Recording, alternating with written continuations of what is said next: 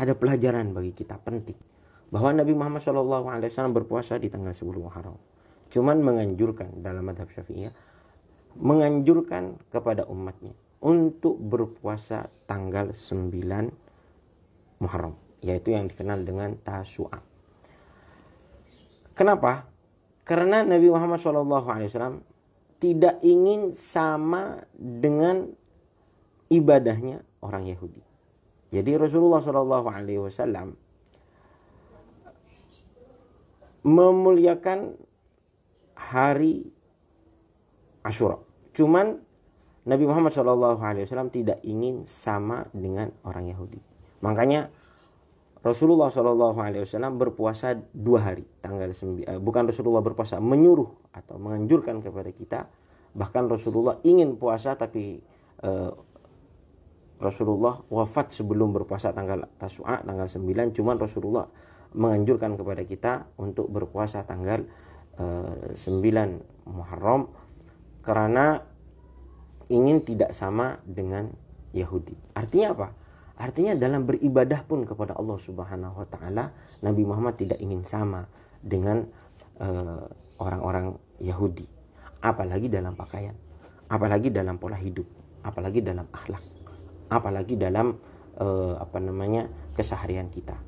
Ini ibadah saja Nabi Muhammad tidak ingin sama dengan orang Yahudi, dengan orang-orang kafir, dengan orang-orang yang tidak menyembah kepada Allah. Apalagi baju, gaya hidupnya aja. Jadi Al-Imam Ibnu Hajar Al-Asqalani dalam kitabnya menyebutkan ada sekitar 70 hukum dalam agama Islam ini, landasan hukumnya, alasan hukumnya karena ingin tidak sama dengan orang kafir. Contohnya, Rasulullah SAW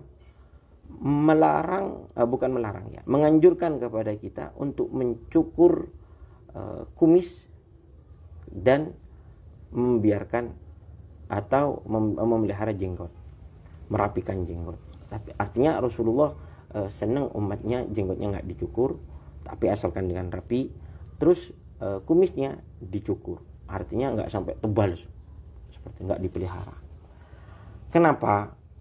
Alasannya karena dalam beberapa kitab syarah sebagian ulama menyebutkan karena ingin tidak sama dengan gayanya orang kafir, terutama pada zaman itu. Jadi banyak pola hidup yang ingin dijauhi oleh Rasulullah karena pola hidup ini adalah miliknya atau ciri khasnya orang Yahudi atau orang Nasoro, orang-orang kafir. Tapi di balik ini Rasulullah rahmah, bukan berarti Rasulullah benci, artinya benci dibiarkan mereka kelaparan, tidak. Rasulullah sudah mempunyai perjanjian dengan orang Yahudi, kalau kita sama-sama menjaga keamanan bersama, kita sama-sama menjaga stabilitas negara bersama-sama. Dulu di zamannya Sayyidina Ibrahim, ketika Sayyidina Ibrahim ingin membangun negara, artinya Nabi Ibrahim berdoa kepada Allah Subhanahu wa taala, Rabbi ij'al hadza baladan aminan warzuq ahlahu minats tsamarat man amana. Jadi Allah Subhanahu Sayyidina Ibrahim alaihissalam itu meminta kepada Allah Subhanahu wa taala supaya negara Mekkah ini diberikan keamanan, dijaga keamanan. Tapi bagi orang yang beriman saja.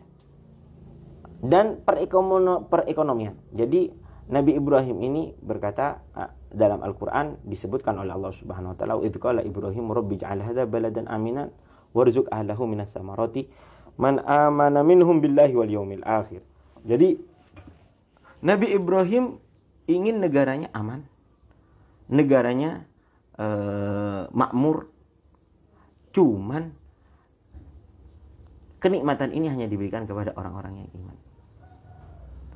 Kemudian ditegur oleh Allah Subhanahu wa taala, qala wa man kafar. Artinya kalau dalam dunia jangan yang dipikir cuman orang iman, tapi juga orang kafir. Kalau kamu mau menjaga negara, kalau kamu mau menumbuhkan ekonomi, enggak apa-apa. Orang kafir juga kita bahkan kita wajib juga menjaga keamanan dan perekonomian mereka. Tapi dalam agama, akhlak, ibadah, justru kita harus sangat jauh dari mereka. Kita tidak boleh sama dengan mereka. Ini pelajaran penting dalam puasa kita di hari Asyura.